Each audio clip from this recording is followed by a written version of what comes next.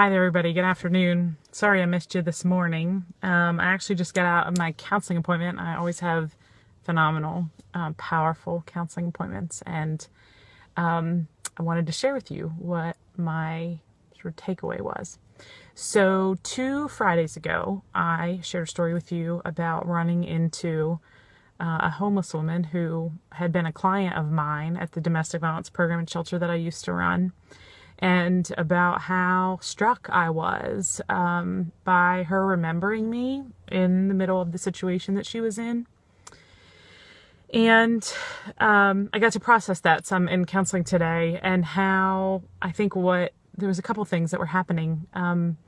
One was that my sort of old life sideswiped me, if that makes sense. Like, I was in a different town, I was in different clothes, I was sort of feeling kind of anonymous, right? Like, nobody here knows me, I'm just kind of doing my thing.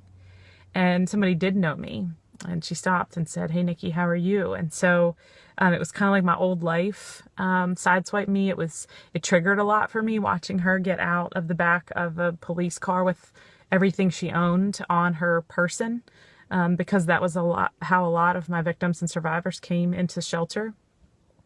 And so I think there was like a lot of flashbacks there. It like triggered a lot of things for me that I was not aware had happened. But it brought me to this keen awareness of the fact that I didn't feel sorry for her. I never felt sorry for her. And you might think that's odd, right? Like, here is this woman who has been homeless for 9 years and had been in a domestic violence shelter for a little bit of time. Who knows where she sleeps or how she finds her food, but she was, when I saw her, trying to get into the day shelter to be able to take a shower. And so you might think that I would feel sorry for her in that. But those of you that know me know that words really matter to me, and I take a lot of time looking up words and choosing my words really wisely and trying to be very intentional about what I'm saying, and then it's coming across in the way that, like, it makes sense in my head. And so that led me to be thinking about empathy and sympathy and sorrow. And so I looked them up because that's what I do. And so empathy means the ability to understand and share the feelings of another, the vicarious experiencing of feelings, thoughts, or attitudes of another. Sympathy then means the sharing of feelings of another, especially in sorrow or trouble, or the agreement of a feeling between people. Sorrow then, or feeling sorry for someone, is feeling regret, sympathy, or pity. And here's the sort of awareness or the reckoning, as Brene Brown would say, the rumble that I'm having with this, and I wonder what you think about it, is that when we say we feel sorry for someone, there's a hierarchy in that, right? That's a power differential. We feel sorry for someone.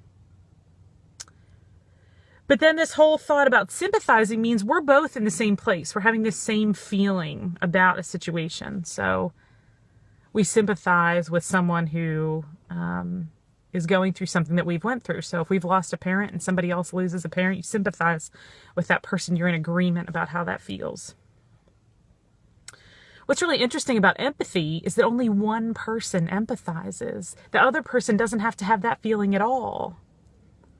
So while I was really struck by this woman's resilience and her ability to be completely coherent and of sound mind, to say hello to me 10 months after she knew me and 40 minutes away in an entirely different place, I was empathizing because I was imagining what it would be like if I were homeless, if I had only enough things that I could carry on me, if I was every day looking for a place to live or food to eat.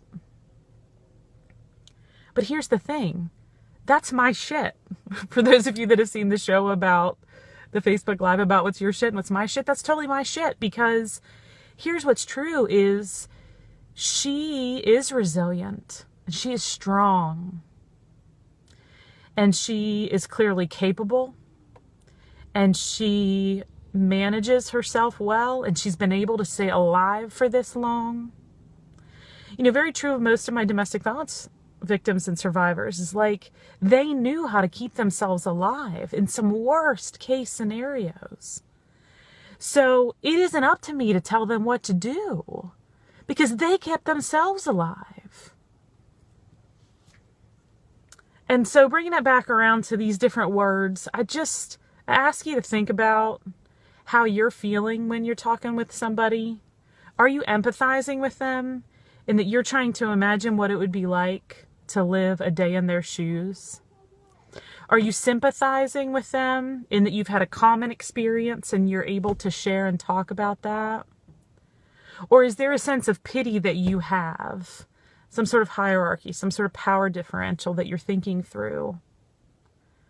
Because I would argue that empathy is hard and it's powerful and it can make us cry and it can make us really happy. It's deep work. It is deep, deep work to imagine what your life would be like if something that happened to someone else happened to you. But please remember that because you feel like it would feel a certain way for you doesn't mean that that's how it feels for them. It doesn't mean that. And you know what? That homeless woman, she's not feeling sorry for herself. And I can't sympathize because I've not been there. The best I can do is empathize. And that gives her an awful lot of power.